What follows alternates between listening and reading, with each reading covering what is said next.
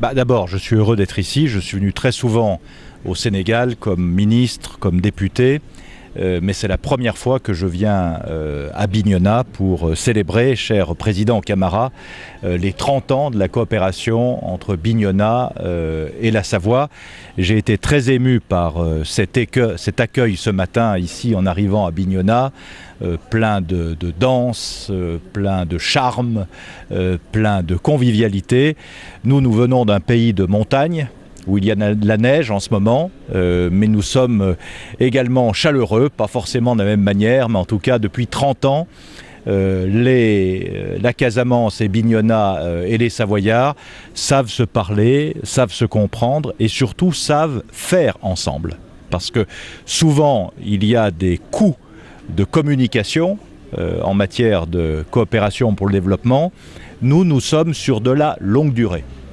Parce que 30 ans, c'est un accompagnement mutuel.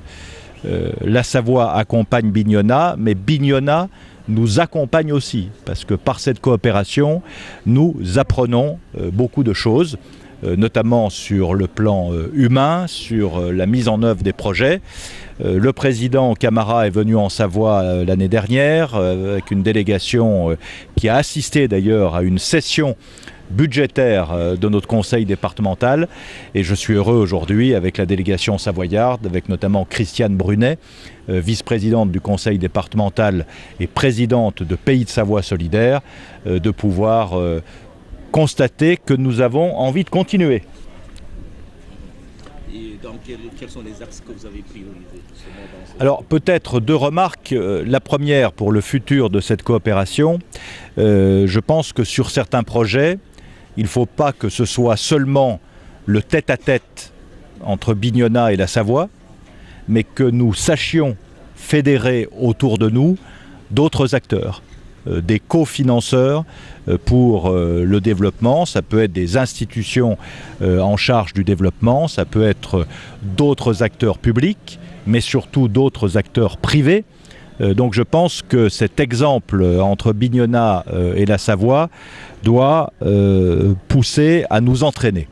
La deuxième remarque, mais le président l'a dit, c'est que nous voulons faire du durable dans tous les domaines. Donc le développement durable, c'est aussi l'agriculture et les produits agroalimentaires. Nous avons en Savoie une certaine expérience. Nous n'étions pas une région agricole favorisée comme l'est la Casamance, puisque c'est un pays de montagne avec un climat très difficile. Mais nos paysans ont su, il y a 50 ans, inventer des formules qui permettent aujourd'hui de vivre mieux des produits de la terre. Donc ça, c'est un premier exemple. Le deuxième exemple, c'est la forêt, bien sûr. Il y a en Casamance, et notamment dans le département de Bignona, une forêt importante qu'il faut favoriser. Beaucoup d'actions sont déjà entreprises avec les pépinières, dont le président Camara vient de parler, mais je pense qu'il faut aller plus loin. Mais par exemple, pour un projet comme celui-là, ce n'est pas nous deux seuls qui pourront faire les choses. Il faut avoir d'autres accompagnements et nous y travaillons.